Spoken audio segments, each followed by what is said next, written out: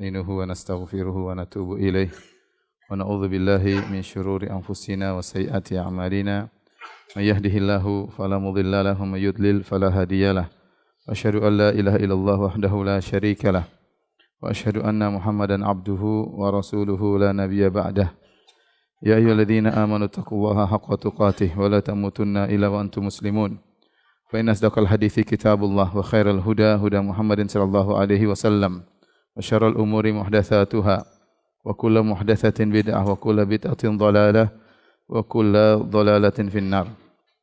Hadirin dan hadirat yang dirahmati Allah Subhanahu wa taala, kita lanjutkan bahasan kita dari Kitab Tauhid. Kita masuk pada bab ke-25, bab ma jaa fil kuhan wa nahwihim, tentang para dukun dan yang semisalnya.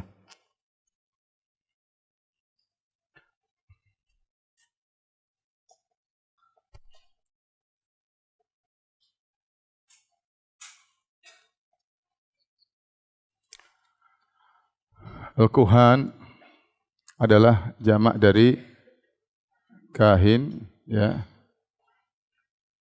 Al-Kahin yang artinya dukun.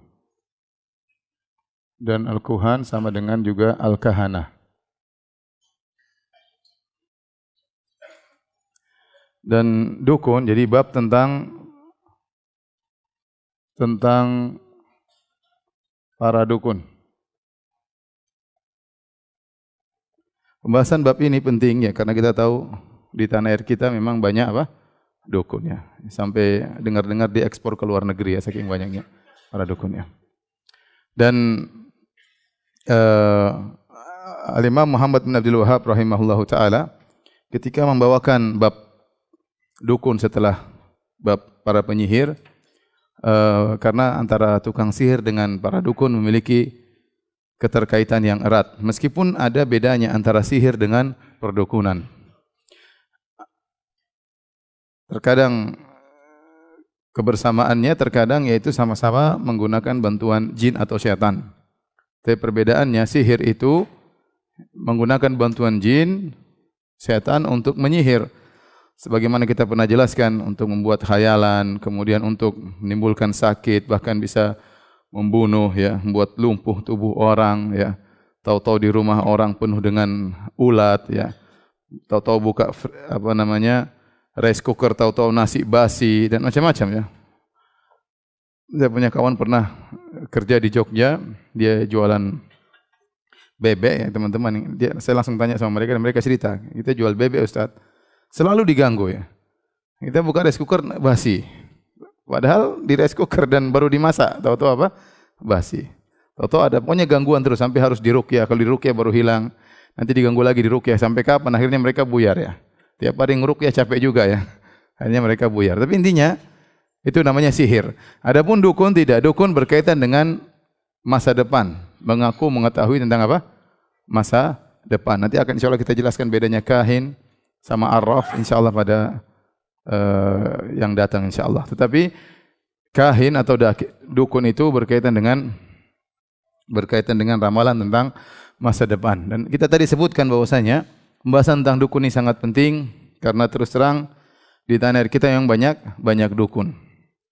Ya, banyak peramal sampai ada paguyuban ya. Perkumpulan para tidak normal ya, perkumpulan para dukun, kemudian intinya banyak ya. Kemudian juga muncul website yang menawarkan ramalan-ramalan ya. Problematika.anda.com misalnya. Kalau mau cari tahu solusinya maka tanya ki anu misalnya. Dan para dukun sudah banyak bermunculan di tanah air kita. Dahulu ada yang meramal Pak Harto akan menikah akan meninggal pada tahun sekian, ternyata setelah lewat tersebut, Pak Harto masih hidup beberapa tahun kemudian. Lalu ada yang meramal juga pada tanggal 9 bulan 9 tahun 1999 akan terjadi huru hara di tanah air. Ternyata juga tidak ada ya. Hanyalah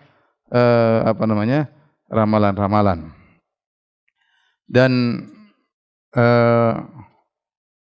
ramalan-ramalan tersebut di zaman sekarang ini hampir-hampir sudah tidak tepat lagi. Berbeda dengan zaman dahulu sebelum Nabi diutus ya, sebelum Nabi diutus.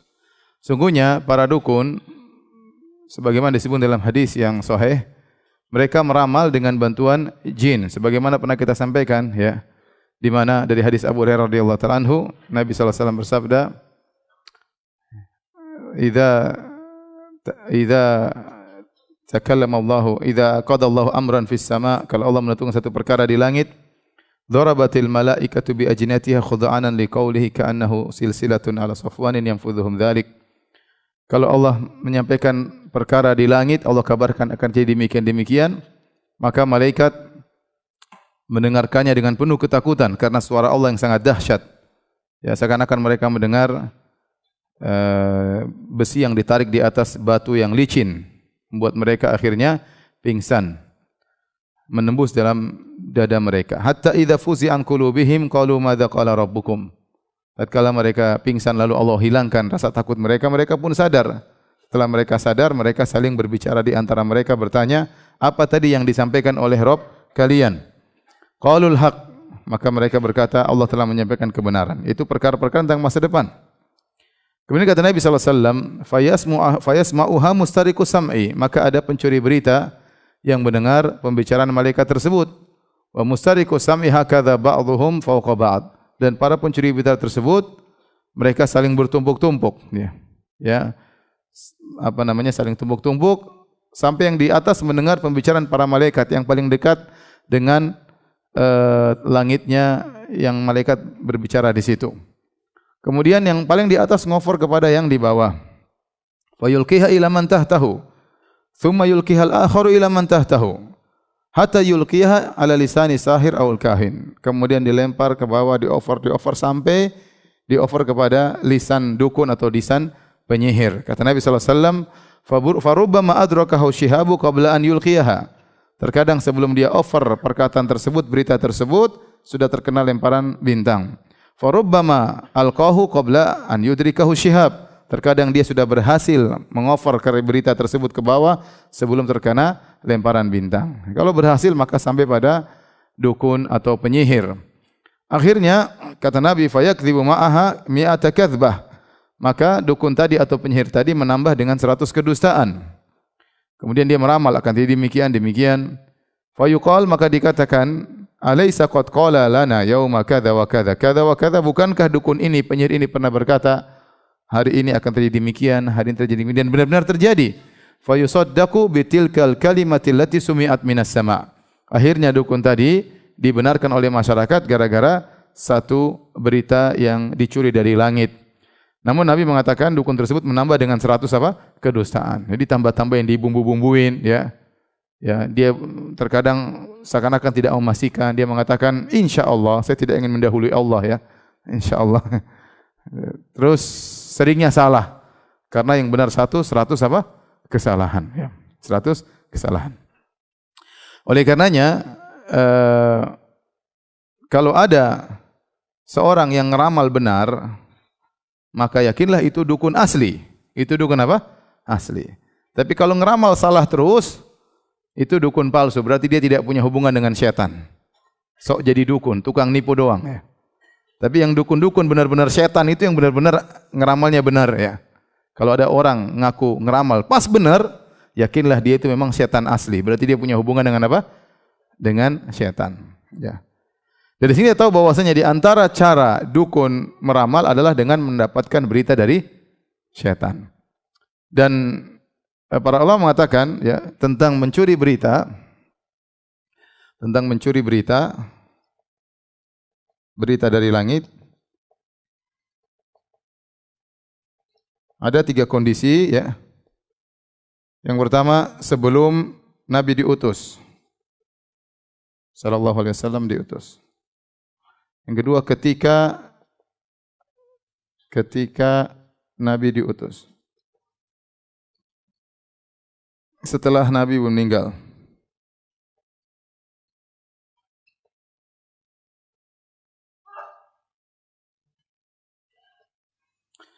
Maka sebelum Nabi diutus, pencurian berita sangat santer. Pencurian berita sangat banyak.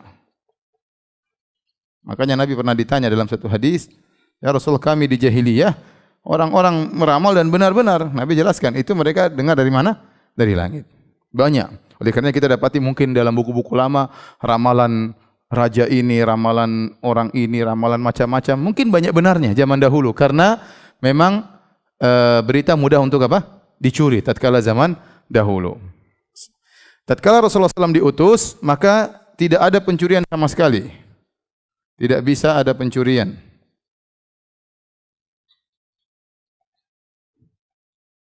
Kenapa? Karena wahyu turun. Ya, dan tidak boleh ada apa namanya yang mencuri berita dari langit. Bisa jadi bercampur dengan wahyu yang turun ditambah-tambahin dan macam-macamnya. Oleh karena dalam Al-Qur'an dalam surat Jin, para jin berkata, "Wa anna lamasna as-samaa'a fawajadnaha muliat harasan syadidan wa syuhuba." Kami pergi ke langit ingin mencuri berita, kami dapati bahwasanya langit tersebut telah dijaga ya dengan penjagaan yang ketat dan banyak sekali lemparan-lemparan bintang. Kemudian mereka berkata, "Wa anna kunna naq'udu minha maq'ida lis-sam'a." Kami dahulu punya tempat-tempat pos-pos di langit untuk mencuri berita. Ya, pos di sana, dengar malaikat lagi ngobrol apa, dengar-dengar ya. Famay yastami'il ana yajid lahu shihabar rasada. Barang siapa yang mau coba-coba dengar sekarang, maka dia akan mendapati api yang akan mengawasinya dan akan menghantamnya. Jadi setelah Nabi diutus, tidak bisa mereka mencuri. Setelah Rasulullah SAW wafat, kata para ulama, bisa terjadi pencurian.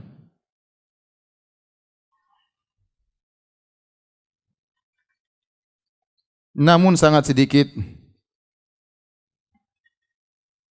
Bahkan kata Ibnu Hajar rahimahullah taala, kada an yatmahil, hampir-hampir tidak bisa ya. Namun kita bilang bisa karena Nabi dalam hadis yang kita sebutkan, Nabi sedang menjelaskan kondisi dukun, bahwasanya bisa saja dia mendengar tapi sulit, tapi hanya sedikit yang dia dapatkan, yaitu dapat satu berita sedikit ditambah dengan 100 apa? Kedustaan. Oleh karenanya kenyataannya demikian. Sekarang ini dukun hampir selalu apa? Salah, hampir enggak pernah benar. Ya, kemungkinannya sangat kecil untuk benar. Ya, beda kalau sebelum Nabi diutus, mereka ngeramal hampir selalu apa? Benar. Oleh karenanya disebut dalam buku tafsir bagaimana Fir'aun diramalkan oleh dukunnya pada tahun ini akan lahir, tahun sekian akan lahir anak dari Bani Israel yang kelak akan menjatuhkan singgasananya. Benar enggak ramalan tersebut? Benar. Karena memang waktu itu ramalan-ramalan jitu-jitu zaman dahulu sebelum Nabi diutus. Namun sekarang kenyataannya langit tetap dijaga, kalaupun ada yang lolos dari berita yang tersampaikan maka cuma sedikit. Paham ya? Saya mau hapus, sudah dicatat? Sudah ya? Baik, kita lanjutkan.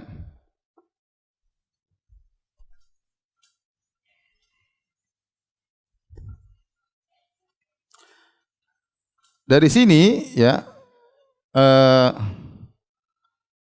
Syekh Muhammad Abdul Wahab membawakan bab tentang dukun setelah sihir. Karena dalam beberapa lafal hadis terkadang penyihir juga meramal. Terkadang penyihir juga apa? Meramal ya. Dan sering penyihir sekaligus dukun, dan sering dukun sekaligus apa? Penyihir ya. Tapi ada yang memang dukun, tukang jadi dukun aja tidak bisa menyihir. Ya, ada yang menyihir saja tidak meramal. Tapi betapa sering dukun profesinya sekaligus apa? Meramal. Seperti dalam hadis tadi, Nabi mengatakan, hatta yulqiyaha ala lisani sahir awil kahin. Sampai berita tersebut dilemparkan kepada dukun atau penyihir.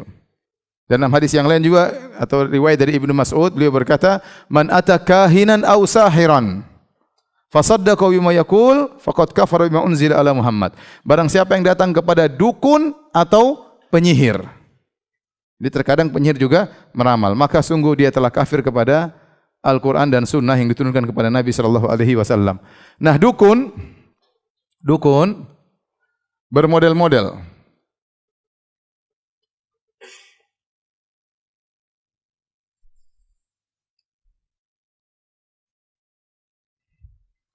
Ada dukun dengan apa? Melihat garis tangan.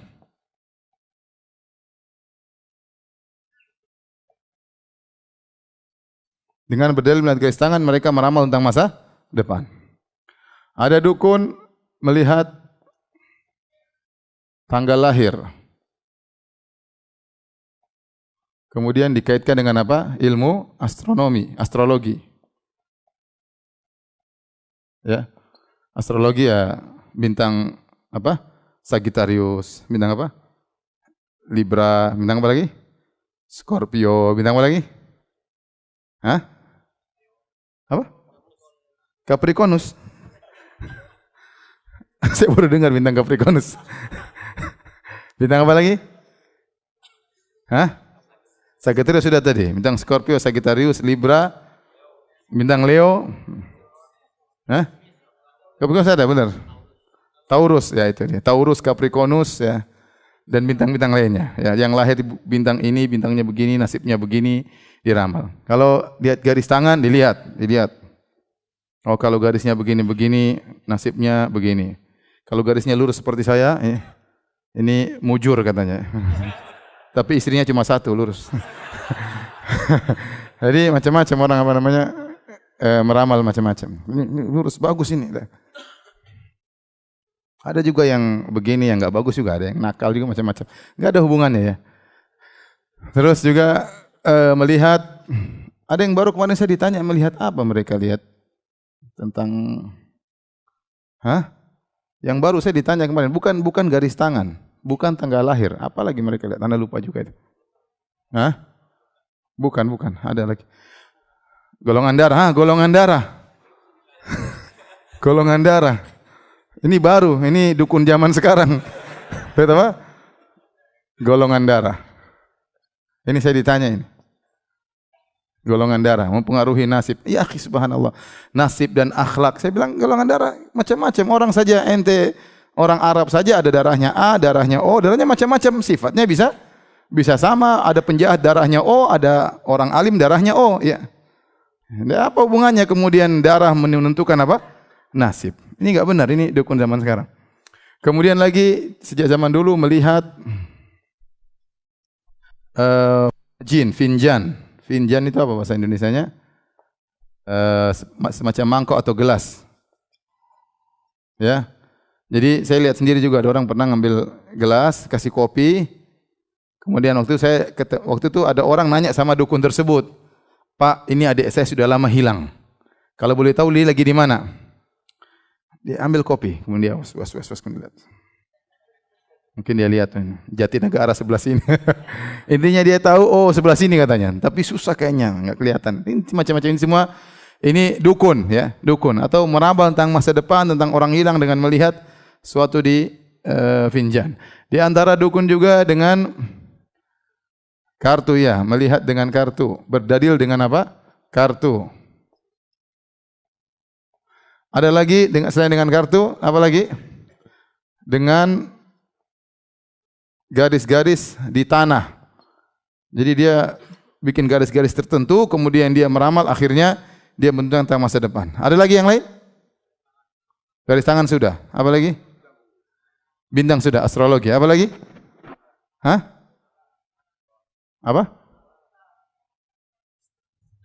Apa? Apa? Tulisan tangan. Tanda tangan. Masya Allah. Ini baru juga yang dukun baru. Melihat tanda tangan. Masya Allah. Apa lagi? Tai lalat. Tai lalat, tanda lahir. Iya benar itu. Ya. Melihat tai lalat. Antum Masya Allah ya. Kalau Anda tanya ini di Arab mungkin pada nggak ada yang bisa jawab di Saudi. Apa Ustaz bingung ya? Di sini pakar semua dukun ini dukun. Karena Indonesia dukunnya kreatif ya. Kemudian di antaranya dengan huruf abjadat, dengan huruf abjad. Abjad ya. Ini maksudnya ada huruf abjad.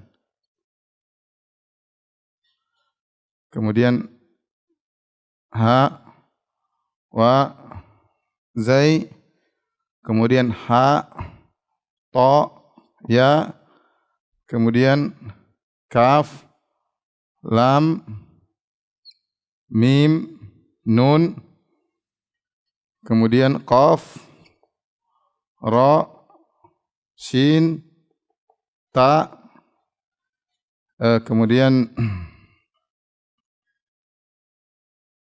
di antaranya sa, kha, za, kemudian dot, za, goin. Ini namanya huruf abjad. Udah hafal belum? A maksudnya ini. Maksudnya alif maksudnya satu. Nanti akan datang dalam bahasan kita dalam kitab tauhid. Ba artinya dua, jim artinya apa? Ini mewakili setiap huruf mewakili angka tertentu. Kemudian dal berapa? 4, ha 5, wa 6, zai 7, 8, 9, 10. Kemudian 20, 30, 40, 50, 60, 70, 80, 90, 100, 200, 300, 400, 500, 600, ada satu lagi. Sebenarnya sampai ada 1000, saya lupa. Intinya mereka kemudian tujuannya huruf-huruf ini mereka ingin menyusun, misalnya mereka menyusun suatu tanggalan. Mereka dengan kode-kode, misalnya mereka mau tulis, misalnya mau tulis 756 ya. Tulisnya misalnya Z, wa apa? H misalnya. Ya, misalnya mereka ingin nulis 1000 sekian, jadi mereka tinggal taruh huruf. Misalnya huruf ini mewakili 500, huruf ini mewakili berapa, nanti orang hitung sendiri. Oh maksudnya 1925 misalnya. Ini digunakan oleh para ulama untuk menulis tarikh-tarikh. Si fulan wafat pada, mereka sebutin hurufnya. Tidak pakai angka, tapi pakai apa? Huruf. Karena huruf ini bisa disusun dengan suatu kata sehingga mudah untuk dihafalkan. Ada contohnya.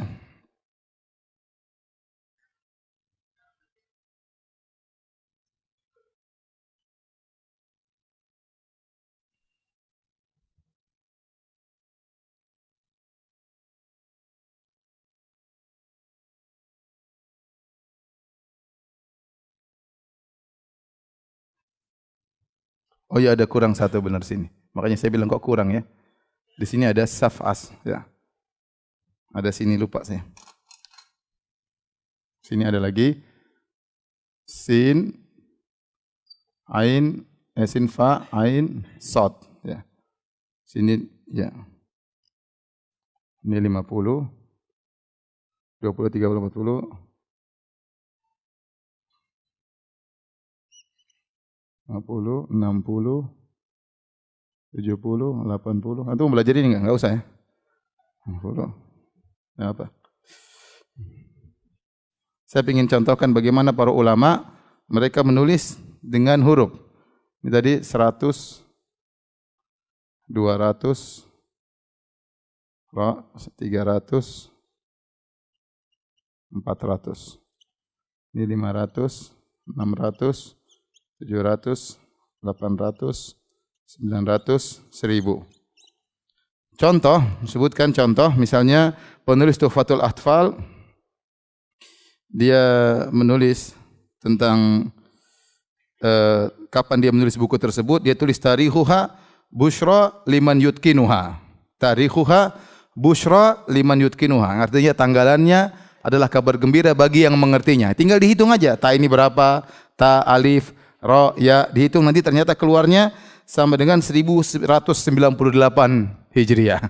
Ini contoh. Jadi untuk mudah mengingat, mereka membuat huruf-huruf tersebut sebagai perwakilan dari angka-angka. Kalau seperti itu tidak jadi masalah. Yang jadi masalah, kata para ulama, mereka menggunakan huruf-huruf ini, kemudian mereka mengadakan tambahan, mengurang, kemudian disusun datar, horizontal atau vertikal atau miring. Kalau mereka menggunakan rumus tertentu, setelah itu sisanya berapa, mereka kaitkan dengan ilmu astrologi, dengan 12 bintang, kemudian menentukan nasib seseorang. Sehingga sebagian mereka para dukun menggunakan ilmu ini, ilmu abjad, untuk menentukan nasib orang di kemudian hari. Faham? Tapi kalau yang digunakan oleh para ulama tidak jadi masalah. Dan ini Ibnu Taimiyah rahimahullah taala dalam kitabnya Al-Fatawa Al-Kubra, beliau mengatakan bahwasanya ilmu ini dipakai banyak oleh orang falasifah. Ibnu Sina dan yang lain, mereka menggunakan ilmu seperti ini. Kemudian beliau bantah, beliau mengatakan, bahkan saya menantang mereka untuk mubahalah. Kalau mereka bisa meramal tentang masa depan, saya ajak mereka mubahalah. Karena itu semua enggak benar. Kata Syekhul Islam Ibnu Taimiyah. Bahkan Ibnu Taimiyah nantang orang-orang yang belajar ilmu ini dari pengikut-pengikut falasifah, kalau mereka bisa menentukan kebenaran dengan ilmu ini, saya tantang bermubahalah dengan mereka. Karena enggak mungkin benar. Bahkan orang-orang Rafidhah juga menyatakan bahwasanya Ja'far As-Shadiq, imam mereka yang kelima atau yang keenam, ya, Abu Abdillah Ja'far As-Shadiq, dia punya buku namanya Al-Ja'far yang isinya tentang ilmu-ilmu seperti ini. Ilmu mengkaitkan nasib dengan angka-angka atau huruf-huruf tertentu. Ini adalah kedustaan. Karena Abu Abdillah Ja'far As-Shadiq adalah orang yang saleh, dia tidak pernah tulis buku tentang ramalan. Perhatikan para hadirin, tinggal satu yang kita lupa, ya. Bahwasanya dukun, ya, meramal dengan apa? Dengan kabar dari kawannya jin. Kawannya apa? Jin, ya. Lahu ra'iyun, dia punya jin. Nah, kalau antum perhatikan, sebab yang begitu banyak, ini berapa sebab ini? 1, 2, 3, 4, 5, 6, 7, 8, 9, 10. Kita katakan dukun itu kafir. Dukun itu kafir dengan dua sebab. Sebab pertama, dia minta bantuan jin. Dia minta bantuan apa? Jin. Dia bekerja sama dengan jin. Maka dari sisi ini, dukun punya kesamaan dengan penyihir, yaitu sama-sama menggunakan apa? Jin. Paham? Tetapi sebab yang lain dari 1 sampai 9, ini tidak pakai jin. Antum lihat dari sebab 1, 2, 3, 4, 5, 6, 7, 8, 9, ada pakai jin atau tidak? Tidak, tapi mereka berdalil dengan perkara-perkara ini untuk meramal masa depan, dan mereka dikafirkan karena mengaku mengetahui ilmu gaib. Yang tahu ilmu gaib cuma siapa? Allah Subhanahu wa taala. Adapun yang ini dikafirkan karena mengaku mengetahui ilmu gaib dan bekerja sama dengan jin. Faham? Allah berfirman, "Qul la ya'lamu man fis samawati wal ardil ghaiba illa Allah, wa ma yash'uruna ayyana yub'atsun." Katakanlah tidak ada yang tahu tentang yang gaib. Siapapun orangnya di langit maupun di bumi, malaikat maupun manusia, ya, tidak ada yang tahu kecuali siapa? Allah. Maka barang siapa yang mengaku mengetahui ilmu gaib, maka mereka kafir karena mereka mengaku menyamai Allah dalam masalah mengetahui ilmu gaib. Paham sampai di sini? Tapi kalau sudah saya menghapus, sudah belum? Jadi kalau ada orang ngaku dukun, ente panggil. Sebentar, ente nomor berapa ya? Ente nomor 5 misalnya.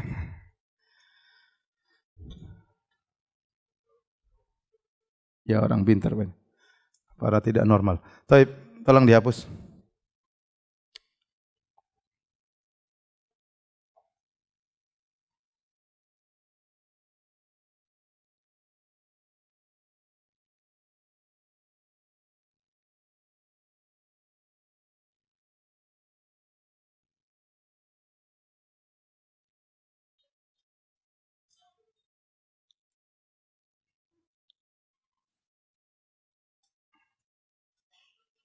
Semuanya.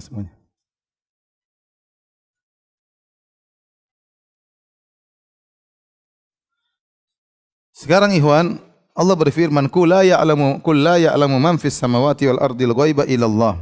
Tidak ada yang mengetahui ilmu gaib kecuali Allah Subhanahu wa taala. Ilmu gaib, kita bicara ilmu gaib. Ilmu gaib.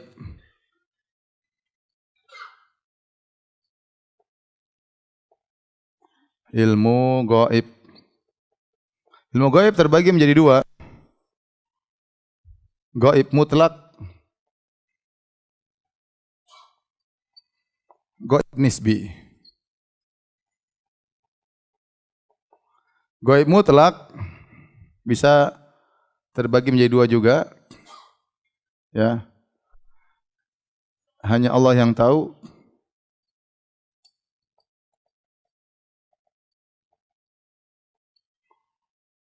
Malaikat tidak ada satu makhluknya pun yang tahu.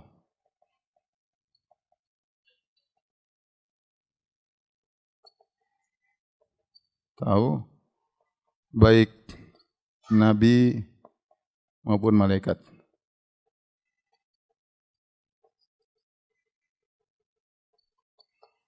Yang dimaksud dengan ilmu yang mutlak tidak ada yang tahu ini adalah tentang kapan hari kiamat. Kapan apa? Hari kiamat. Allah berfirman, "Yas'alunaka 'anis sa'ati ayyana mursaha, fima anta min dzikraha.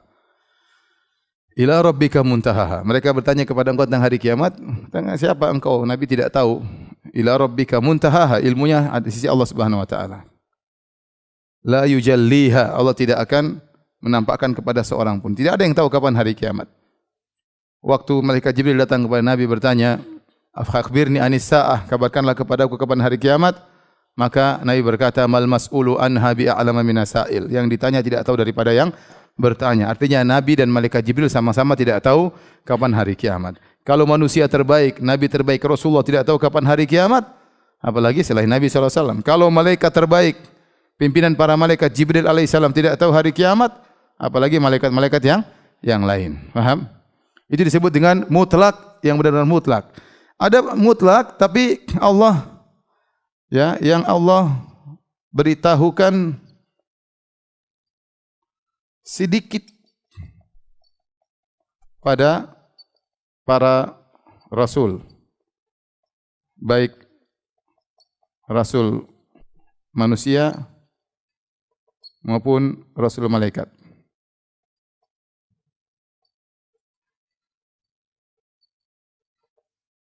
Ya. Alimul ghaibi, kata Allah, alimul ghaibi fala yudhiru ala ghaibihi ahda. Fala yudhiru ala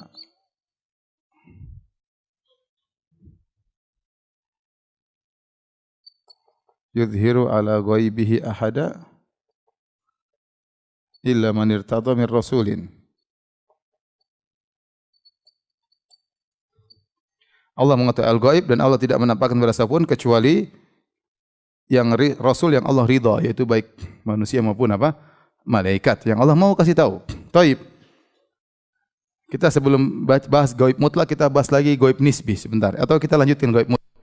Ghaib mutlak ini para ulama menyebutkan 5 perkara, ya. 5 perkara yang Allah kumpulkan dalam firman-Nya. Perhatikan, ya. Innallaha indahu ilmus sa'ah, dalam akhir surat Luqman. Innallaha indahu ilmus sa'ah.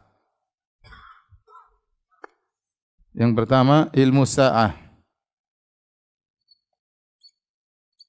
Wa yunazzilul ghaits. Kata Allah, wa yunazzilul ghaits. Wa ya'lamu ma fil arham. Wa ma tadri nafsum madza taksibu ghadan. Wa ma tadri nafsun madza taksibu ghadan.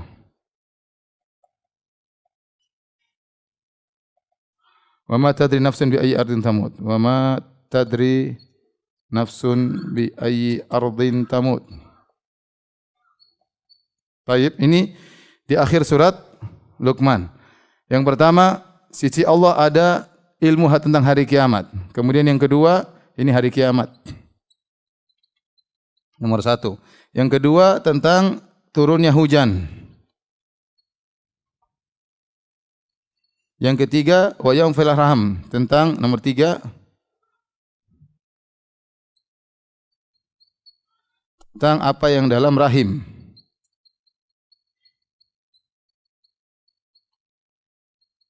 Yang keempat, tidak tentang apa yang dilakukan orang besok.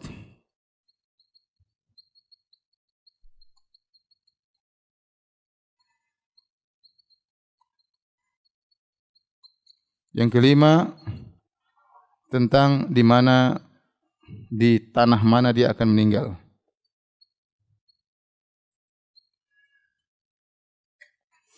Ini yang disebut oleh para ulama dengan ilmu ghaib yang mutlak 5 ini. Tidak ada yang tahu kecuali Allah Subhanahu wa taala, ya. Adapun yang nisbi, contohnya nisbi ini macam-macam, tapi kita lanjutkan aja dulu. Ini tadi ilmu hari kiamat tidak ada yang mengetahui sama sekali. Malaikat manusia pun tidak tahu. Sama tentang wa yunazzilul ghais, tentang hujan. Hujan tidak ada yang tahu. Orang hanya tahu, hanya memperkirakan kapan turunnya hujan. Dan itu bukan perkara yang gaib, perkiraan tersebut karena Allah sudah jelaskan dalam Al-Qur'an. Kata Allah Subhanahu wa taala, "Wa huwal ladzi yursilur riyaha busyran baina yaday rahmatih, hatta idza aqalat sahaban thiqalan suqnahu li baladin mayyit." Dan dialah Allah yang meniupkan angin, awan sebagai kabar gembira akan turunnya hujan. Jadi Allah sudah sebutkan hujan itu bisa diketahui dengan apa? Tanda-tanda. Di antaranya apa? Dengan adanya angin atau dengan adanya apa? Awan. Jadi orang yang memperkirakan perkiraan cuaca, perakiraan cuaca itu bukan dukun ya. Jangan dibilang apa? Dukun. Tapi dia mengetahui kira-kira terjadi hujan. Itu Allah sudah kabarkan itu sangat mungkin. Allah sebenarnya Al-Qur'an. Tapi yang dimaksud dengan wa inzal ghaith ini adalah segala hal yang berkaitan dengan hujan, misalnya apa namanya? Wa ma nunazziluhu illa biqadari ma'lum. Kata Allah Subhanahu wa taala, tidaklah kami turunkan hujan illa biqadari ma'lum, kecuali dengan ukuran yang sudah Allah tetapkan. Jadi hujan itu enggak ada yang tahu mau turun tepat di mana, enggak ada yang tahu. Mungkin akan ada hujan di Jakarta, tapi sebelah mana tepatnya enggak ada yang tahu, kecuali siapa? Allah. Terus turun di situ berapa kadarnya juga tidak ada yang bisa tahu. Yang tahu cuma siapa? Allah. Ini mutlak. Ente mau pakai ilmu apa saja ente tidak bakalan tahu mau turun tepat di mana, berapa kadarnya. Terkadang seorang mengatakan akan terjadi hujan. Kemudian laut sudah langit sudah mendung, tetapi kita katakan mendung tak berarti apa? Hujan. Tidak mesti ada hujan. Tapi yang benar-benar tahu tentang hujan, kapan turunnya, pas kapan turunnya, berapa lama turunnya. Terkadang orang tidak tahu, tiba-tiba banjir, tiba-tiba turun sebentar, selesai ditiup awan, pindah dia awannya. Maka itu yang tahu cuma siapa? Allah dengan ketepatan tentu. Maka masalah turunnya hujan ini benar-benar mutlak yang hanya Allah yang tahu. Tentunya malaikat yang disuruh Allah untuk turunkan hujan, mereka tahu malaikat tersebut. Allah bilang turunkan sekian, bawa angin, bawa awan tersebut ke daerah sana. Malaikat yang Allah perintahkan malaikat. Yang ketiga, masalah wa ya'lamu ma fil arham, tentang apa yang dalam rahim. Orang bilang apa? Sekarang bukan gaib Ustaz. Kita pakai USG, kita bisa tahu anak itu jantan apa? Laki atau apa? Perempuan. Laki atau apa? Perempuan. Kita bilang itu cuma perkara kecil. Itu pun orang tidak bisa langsung tahu kecuali setelah melewati beberapa tahapan, sudah nampak bentuk tubuhnya, baru kemudian kelihatan ada burungnya atau tidak, itu baru kelihatan laki-laki atau perempuan. Itu pun sering salah. Betapa banyak orang lihat, wah ini laki-laki, ada burungnya. Tahu burungnya hilang, nggak ada lagi. Ini terjadi. Ada juga terlihat perempuan nggak ada, belok-belok, ternyata dia lagi ngumpet atau bagaimana nggak kelihatan. Terus besoknya baru muncul ternyata ada burungnya. Ya. Bukan itu masalah apa yang di balik arham. Allah tidak mengatakan Allah mengetahui lelaki dan wanitanya, tidak. Yang Allah mengatakan umum. Wa ya'lamu ma fi al-arham. Jadi tentang janin itu, bagaimana dia laki atau perempuan, warna kulitnya bagaimana, rambutnya keriting atau lurus atau ikal atau gelombang, ya. Terus warna kulitnya hitam atau apa? Putih. Hidungnya pesek atau apa? Mancung, ya. Rizkinya bagaimana? Kemudian banyak hal yang orang tidak tahu sampai sekarang. Ilmu pun tidak bakalan tahu tentang masalah ini rahasia Allah Subhanahu wa taala. Rahasia Allah Subhanahu wa taala. Kata para ulama, kalau hujan saja Anda tidak tahu tentang hakikatnya, kapan dia turunnya, berapa ukurannya, jatuh di bumi mana, bagaimana lagi yang dibalik hujan, tentang alam semesta angkasa raya, tentang langit pertama, mana ujung-ujungnya apa aja di atas sana, ada alien atau tidak. Banyak hal kita tidak tahu. Belum langit kedua, yang jarak langit pertama, langit kedua 500 tahun perjalanan, tidak ada yang tahu. Jadi Allah hanya misalkan yang kalian lihat paling dekat hujan di balik itu masih banyak hal keajaiban-keajaiban yang tahu hanya siapa? Allah Subhanahu wa taala. Jadi ilmu gaib Allah sangat banyak. Kemudian juga misalnya masalah fil arham, tentang rahim. Dalam tubuh ini macam sekarang perempuan aja dia tidak tahu haidnya bagaimana, kapan darahnya berhenti, tidak ada yang tahu, susah. Ya. Artinya banyak hal dalam tubuh ini yang kita tidak tahu. Detakan jantung kapan berhenti, tiba-tiba orang meninggal sehat-sehat atau meninggal dunia. Banyak hal dalam tubuh kita yang tidak ada yang tahu kecuali siapa? Allah Subhanahu wa taala. Kemudian kata Allah, "Wa ma tadri nafsu madza taksibu ghadan." Ini juga. Tidak ada sesuatu yang tahu apa yang dilakukan besok. Sebenarnya orang mengatakan, "Ustaz, kita tahu, saya tahu bulan depan gaji saya sekian." Yang Allah berbicara bukan kasab, bukan berarti cuma rizki, gaji doang. Apa yang kita lakukan besok ente enggak tahu. Apakah ada yang kita tahu apa yang besok kita lakukan? Enggak ada yang tahu. Kita mau langkah kaki kemana, mau ketemu siapa. Memang ada planning, ada rencana. Tapi dengan detail kita mau lakukan apa enggak ada yang tahu. Enggak ada yang tahu. Oleh karenanya, Aisyah radhiyallahu ta'ala pernah berkata, ya, "Man za'ama anna Muhammadan yukhbiru bima fi ghadin laqad a'zama 'ala Allahi firyah." Barang siapa yang menyangka Muhammad mengabarkan tentang apa yang terjadi besok, maka dia telah berdosa besar atas nama Allah Subhanahu wa taala. Lianna Allah Ta'ala yaqul, karena Allah berfirman, "Qul la ya'lamu man fis samawati man fil ardil ghaiba illa Allah." Tidak ada yang tahu tentang gaib di langit dan bumi kecuali siapa? Allah. Yang ngomong gini Aisyah yang tahu betul tentang Nabi dan sehari-hari dia bersama Nabi. Nabi tidak tahu ilmu gaib. Nabi tidak tahu tentang masa depan, tidak tahu. Azan kah? Azan dulu deh. Belum? Jamnya siapa itu? Udah.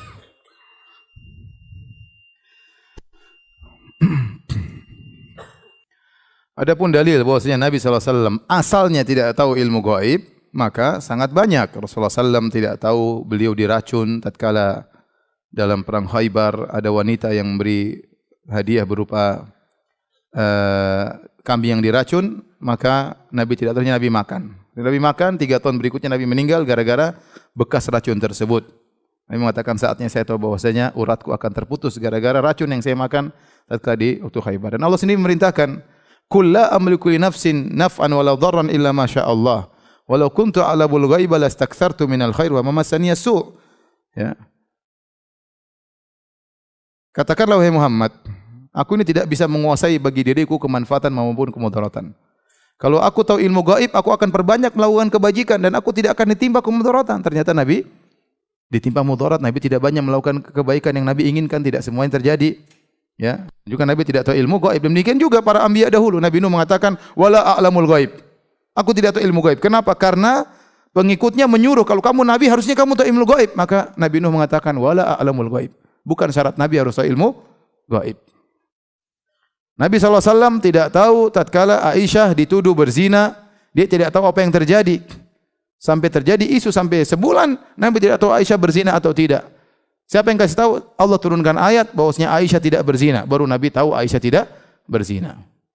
Waktu Aisyah kalungnya hilang, Nabi tidak tahu di mana kalungnya hilang. Ya. Nah, Aisyah kalungnya hilang 2 kali. Hilang pertama, dia cari-cari sehingga dia terlambat berangkat, kemudian terlambat pulang, dan itu yang menyebabkan dia dituduh berzina dengan Sofwan bin Atal As-Sulami. Yang kedua, waktu dia kalungnya hilang, maka dia lapor sama Nabi Rasulullah, "Kalung saya hilang." Maka Nabi SAW menyuruh para sahabat untuk cari kalung tersebut di malam hari. Ada Usaid bin Khudair, ada Abu Bakar, ada Umar, ada Utsman, ada Ali, orang-orang yang ingin masuk surga. Mereka cari kalung tersebut tidak dapat. Akhirnya tidak ada. Akhirnya mereka pun pergi, kalung tersebut tidak ditemukan. Ternyata kalungnya berada di bawah ontanya Aisyah. Setelah ontanya berdiri baru ada kalungnya. Nabi pun tidak tahu di bawah onta itu ada kalung Aisyah. Ontanya pun tidak kasih tahu Nabi SAW. Coba ada kiai waktu itu, masih dah dapat. Jadi Nabi tidak tahu. Nabi tidak tahu. Jangankan masa depan, jangankan masa lalu. Masa sekarang Nabi tidak tahu. Ini itu berlaku pada nabi-nabi yang lainnya. Masa sekarang mereka tidak tahu. Jangan bicara masa depan, masa sekarang.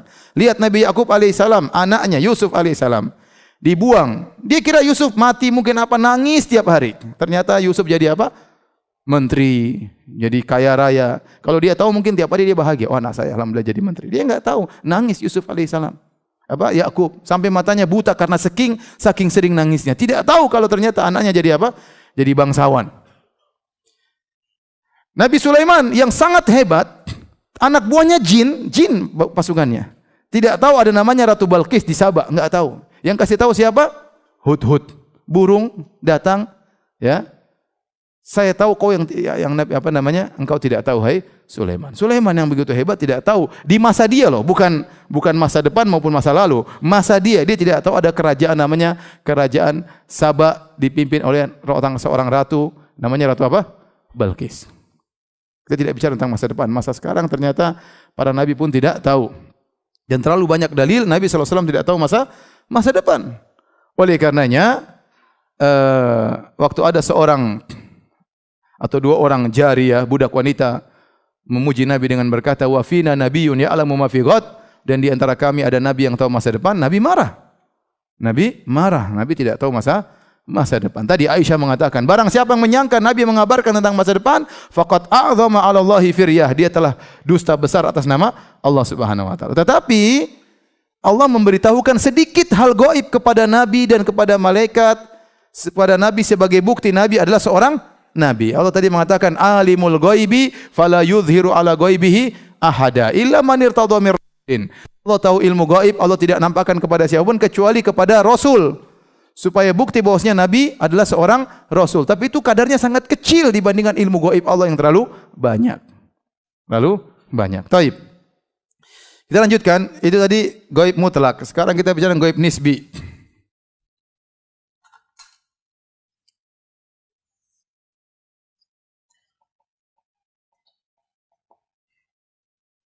Salat Isya boleh ditunda ya, meskipun 1 jam ya, boleh.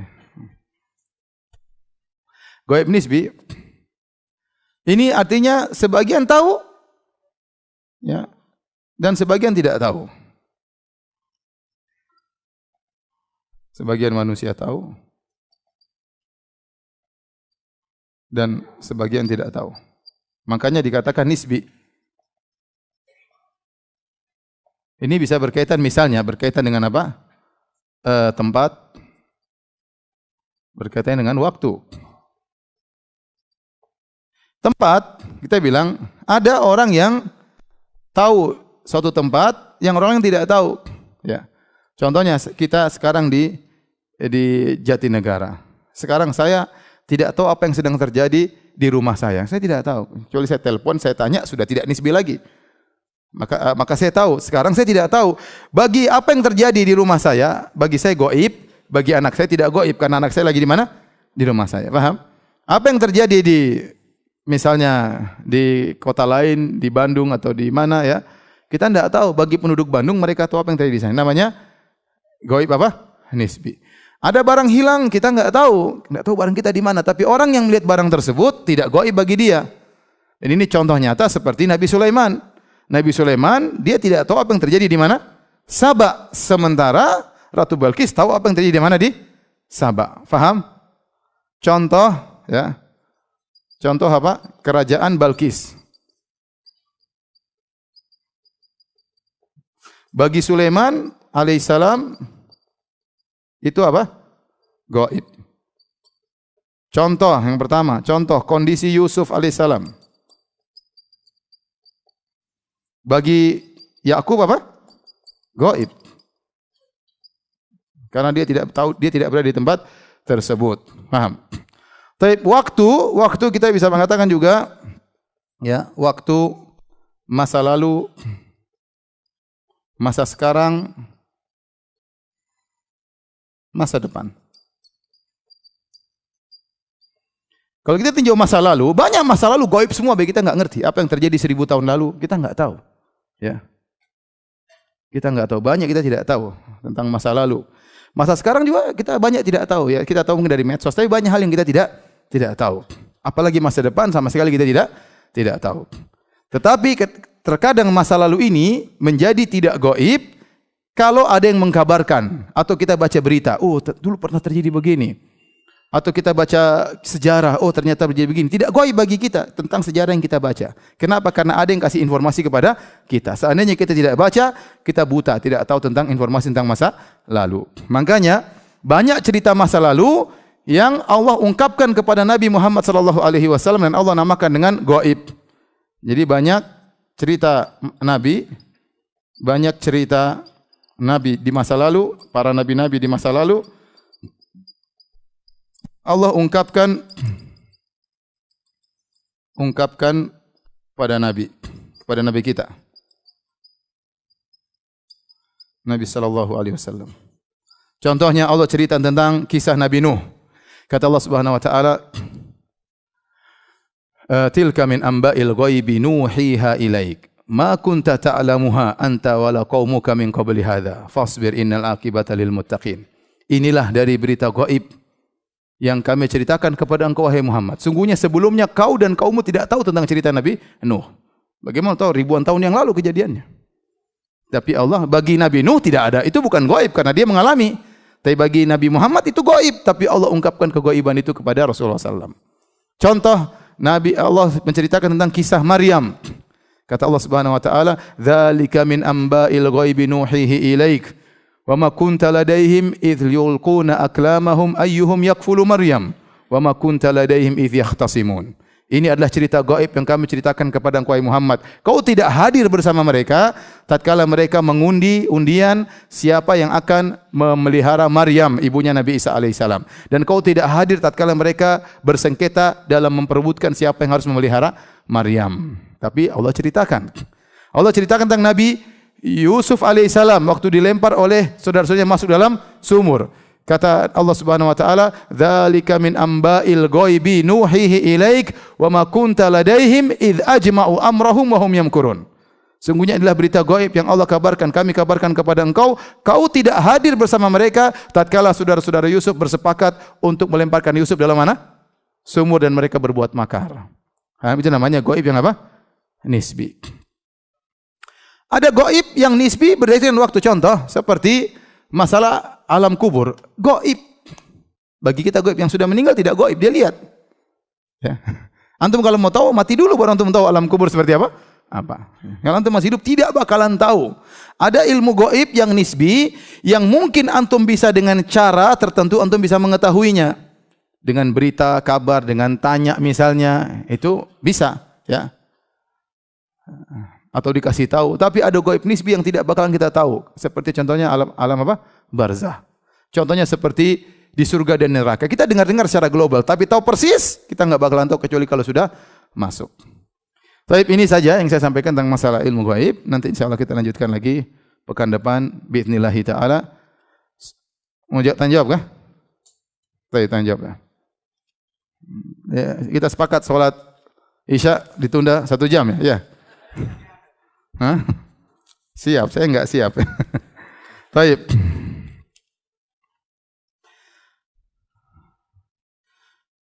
Ustadz, apakah cek sidik jari termasuk meramal? Karena saat ini ada tes karakteristik dengan menggunakan mesin yang mengungkap karakter seorang dengan cek sidik jari. Ini kedustaan besar. Ya akhi, sidik jari tidak akan berubah, benar? Karakter orang bisa berubah enggak? Bisa. Tadinya baik, tadinya buruk, tadinya pelit, jadinya tidak pelit. Tadinya pemarah jadi sabar, sidik jarinya enggak pernah apa? Berubah. Makin dusta besar, paham? Tadi orang suka berzina jadi tobat, bisa berubah, orang bisa berubah. Pemarah jadi pemaaf, pemaaf jadi pemarah, tawadhu jadi sombong, sombong jadi tawadhu, bisa. Sementara sidik jarinya tidak pernah apa? Berubah. Berarti ini kedustaan besar. Ini ilmu dari mana juga? Kalau rumus, ya ente dibodoh-bodohin sama orang bodoh. Enggak, subhanallah. Dari mana ilmu seperti ini? Kalau rumus sidik jari sekian-sekian berarti akhlaknya begini. Dari mana ya, akhi? Subhanallah. Betapa banyak orang kejam dia bisa bersandiwara. Kita tertipu, ya tidak? Banyak itu. Oh, akhlaknya bagus padahal pembohong besar.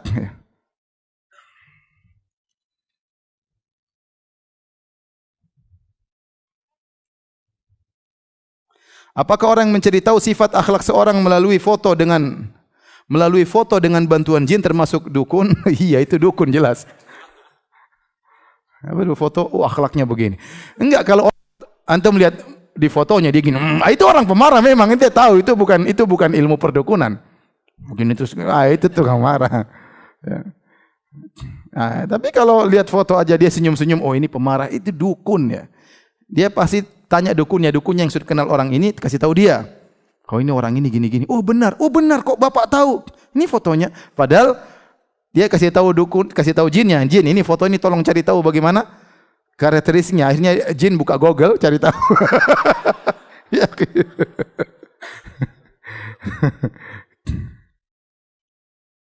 Ustaz, Anda baru hijrah, tolong minta nasihat agar tetap istiqomah di atas sunnah. Ingin istiqomah di atas sunnah, ikut kajian-kajian sunnah. Sekarang nama sunnah itu nama yang mulia.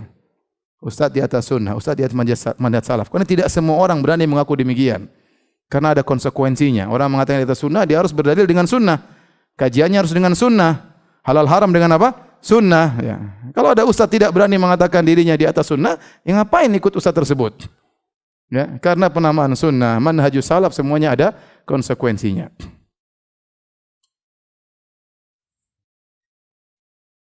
Ustaz tukang sulap, kemarin Ustaz bilang tukang sihir tapi tidak syirik. Bagaimana hukum pelaku sulap dan yang menonton? Tukang sulap itu adalah selama dia tidak pakai bantuan jin, itu namanya sihir secara bahasa, bukan sihir secara apa? Syar'i. Kalau sihir secara syar'i pasti pakai jin, ya, pakai dukun, melakukan yang haram, ya. Seperti mereka untuk bisa sihir, mereka sholat tanpa wudu misalnya. Ini mereka lakukan, mereka ke masjid tapi mereka tidak wudu. Kemudian alas kakinya dikasih Quran misalnya. Kemana-mana alas tapi isinya Quran. Dulu saya pernah cerita di Saudi ada tukang sihir dukun ya. Ternyata dia duduk selama ini di Al-Quran. Duduk di Al-Quran. Seperti itu. Ada yang selalu kondisi junub. Tidak pernah mandi junub. Dia mandi biasa tapi tidak niat mandi apa? Junub. Sehingga supaya sihirnya jalan terus. Sihirnya jalan terus ya. Ada kawan cerita kalau ada jin pernah datang kepada salah seorang, kalau kamu bisa sihir, kamu kencing, terus kamu berwudu dengan air kencingmu. Wah, tahu-tahu jadi sakti. Tapi semua pakai jin. Ya. Intinya dengan merendahkan Al-Quran atau dengan isi ghosa. Seperti banyak jimat-jimat, isinya Ya Abdul Qadir Jailani, Ya Abdul Qadir Jailani, Ya Fulan, Ya Fulan. Banyak jimat-jimat, sihir-sihir, mantra-mantra, ternyata isinya apa? Isi ghosa dengan orang-orang soleh. Dan itu kesyirikan. Ya. Tetapi kalau sihir ternyata tidak melakukan kesyirikan, tidak melakukan bantuan jin, maka sihir tersebut sihir bahasa, kecepatan tangan, ringan tangan dalam bermain sulap ya. Misalnya siapa yang nyetak uang banyak itu? Siapa namanya? Yaitu Kanjeng itulah. Itu dia bukan penyihir, dia itu ngibulin ya. Ngibulin ya, dia pakai ada mungkin di belakangnya begini atau orang tahu-tahu keluar burung dari apa? Tangannya. Ini tidak dikatakan penyihir. Tapi kita katakan dia tukang sulap, ya. Kalau dia dalam rangka untuk menghibur, sekali-sekali nggak ada masalah ya. Tapi kalau ternyata benar-benar ente takut ini jangan-jangan bisa jadi kita nggak tahu ini tukang sulap pakai dukun atau pakai sihir atau tidak, ente mungkin nggak tahu. Mending kalau ente ragu-ragu, apalagi orang kafir, mending tinggalkan ya. Apalagi tampangnya mengerikan, wah sudahlah nggak usah nonton yang lain aja. Tapi seandainya dia tidak pakai ilmu sihir, maka itu bukan penyihir. Saya pernah dibaca dari jarak jauh oleh saudara saya. Jadi dia tahu apa yang saya kerjakan dan apa yang saya fikirkan. Apa kita termasuk sihir atau karomah? Nabi saja tidak tahu isi hati orang. Nabi saja tidak tahu isi hati orang. Kata Nabi, kata Allah Subhanahu wa taala, "Wa mimman haulakum minal a'rabi munafiquna wa min ahlil madinati la ta'lamuhum nahnu na'lam maradu 'alan nifaqi la ta'lamuhum nahnu na'lamuhum." Kata Allah, di antara orang-orang Arab Badui dan di antara sekitar kalian, di antara penduduk Madinah, ada orang-orang munafik yang bersikeras di atas kemunafikannya. La ta'lamuhum, engkau tidak tahu, nahnu na'lamuhum, kami tahu. Munafikan berkaitan dengan hati, paham? Jadi ada orang munafik, Nabi tidak tahu. Nabi waktu perang Tabuk, kemudian orang-orang munafik datang, oh Rasulullah gini kami tidak ikut perang karena Nabi tidak tahu, Nabi benarin aja. Nabi tidak tahu isi hati manusia. Kata Nabi, "Inilam Umar bitangkibi qulubin nas." Aku tidak diperintahkan untuk membuka dada manusia. Nabi tidak tahu isi hati manusia kecuali Allah kasih tahu. Allah kabarkan, "Ya Rasulullah, ini fulan munafik." Baru Nabi tahu. Nabi saja yang pintu surga tidak akan buka kecuali Nabi yang mengetuknya, tidak tahu isi hati manusia. Kalau firasat kita tahu orang ini rautnya begini, ini kayaknya dia hasad. Orang ini perkataan yang ini kayaknya dia dengki ya. Kita bisa tahu, itu namanya berdalil dengan apa yang dia ucap, berdalil dengan raut wajahnya. Itu bukan dukun. Tapi kalau tiba-tiba enggak tahu, oh kamu lagi mikir ini, itu kerjasama dengan jin. Saya pernah dengan Ustaz Abu Sa'ad rahimahullahu taala, Ustaz pernah meruqyah seorang, orang ini dia kemasukan jin karena dia berzikir ayat kursi 7.000 kali dalam hari. Dia sudah niatkan supaya sakti dengan apa? Ayat kursi. Apa kelebihannya? Dengan dia sakti tersebut, dia bisa mengetahui isi hati manusia. Jadi kalau misalnya dia taruh kartu 5, terus antum disuruh lihat kartu tersebut. Antum mengelirik kartu nomor 2, enggak usah bilang sama dia. Nanti dia tebak, kamu tadi kan pingin tunjuk kartu nomor 2. Oh, kok tahu? Saya sempat tanya, ya waktu dia lagi kemasukan, ente kelebihannya apa? Saya tahu jin yang ngomong, saya tahu isi hati nanti kadzab ente bilang. Enggak mungkin. Terus ente gimana cara taunya? Jadi saya punya teman jin yang lain bisik-bisikan sama dia, nomor 2. Ini bukan pemilu ya. Ya udah kita ganti nomor 1, nomor 1.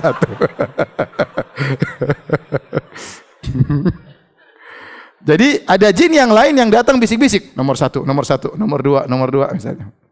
Biar nggak disangka macam-macam. Akhirnya langsung ditebak. Jadi yang bisikannya apa? Jin. Bisa jadi jin masuk dalam benaknya buat dia memikirkan sesuatu. Saya pernah ketemu orang dia diganggu jin, selalu kasih syubhat. Syubhat. Akhirnya dia selalu tanya, kita bantah lagi. Jin itu masuk lagi kasih syubhat yang lain lagi, subhanallah. Ya, jin macam-macam ya. Jadi tidak mungkin orang tahu isi hati manusia, tidak mungkin. Ya khawatirnya ini bukan karamah, bisa jadi dia pakai gantuan apa? Jin. Bagaimana dengan takwil mimpi? Takwil mimpi adalah salah satu dari cara untuk mengetahui masa depan yang diajarkan dalam syariat, termasuk sisa dari kenabian. Tapi itu pun tidak pasti dan tidak detail, faham? Kalaupun orang Allah kasih tahu, itu berarti Allah kasih tahu ya. Allah kasih tahu dengan mimpi tersebut, yang kasih tahu juga siapa? Allah. Jadi intinya takwil mimpi itu Allah yang kasih tahu, faham? Tetapi butuh ditafsirkan. Paham enggak? Kadang kan mimpi, dalam mimpinya dia melihat sesuatu, berarti Allah kasih tahu akan terjadi demikian. Tapi kamu untuk tahu kamu butuh apa? Menafsirkannya. Tapi tafsiran tersebut terkadang tidak tepat atau sekitar-sekitarnya mendekati tapi tidak mesti harus tepat benar ya. Jadi itu bukan termasuk dari perdukunan. Ustadz meramal dengan isu politik, seperti kalau fulan terpilih akan hancur negeri ini, Islam seperti ini, apa ini tukang dukun? Bukan. Ini bukan, ini namanya prediksi. Namanya prediksi. Ini boleh prediksi dalam ekonomi, prediksi dalam politik. Semua pakar-pakar politik semuanya bukan berarti mereka para dukun yang harus dibunuh ya.